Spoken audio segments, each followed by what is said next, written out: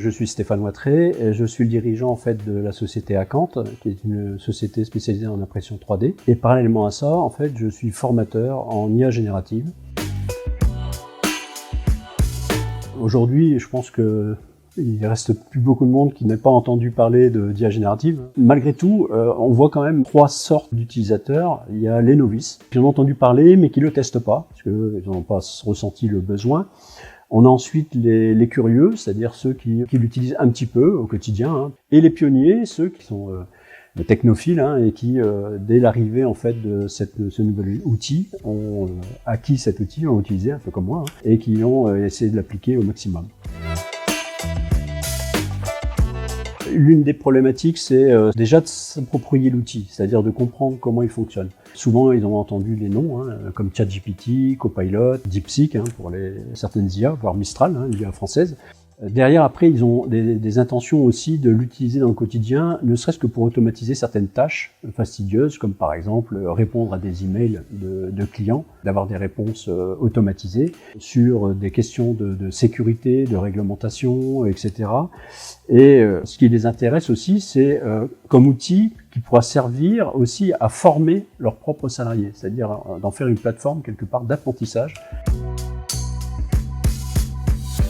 Alors comme on est dans une techno qui est quand même relativement récente, hein, c'est encore difficile de tirer des conclusions.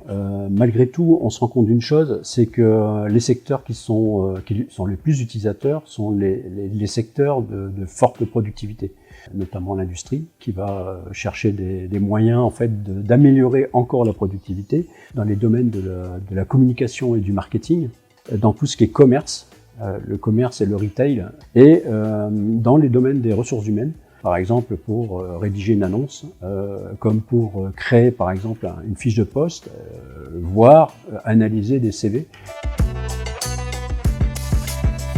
Le premier point, c'est de tester. Donc sur un cas concret, qui pourrait être par exemple une traduction. On reçoit un email écrit dans une langue étrangère que l'on ne maîtrise pas, c'est de traduire le document. Et on se rend compte d'ailleurs que la qualité des traductions est plutôt bonne.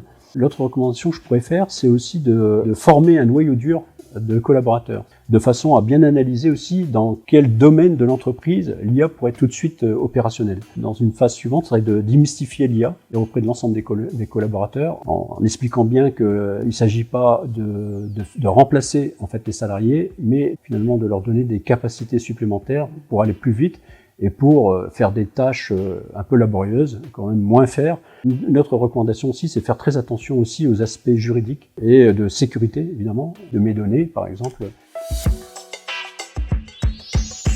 Il y a aussi une notion sur la fiabilité, parce que bon, l'IA fait pas tout, hein. Elle a ce qu'on appelle des hallucinations, et donc il est important aussi de les prendre en compte, et de savoir jusqu'où on peut aller avec les IA. L'impact sur l'emploi aussi, hein, au sein de l'entreprise. Et en fait, c'est surtout comment faire monter les équipes en compétences. Et aussi, la préoccupation, je pense, de tous les chefs d'entreprise, c'est quel est le retour sur investissement du déploiement en fait d'une intelligence artificielle.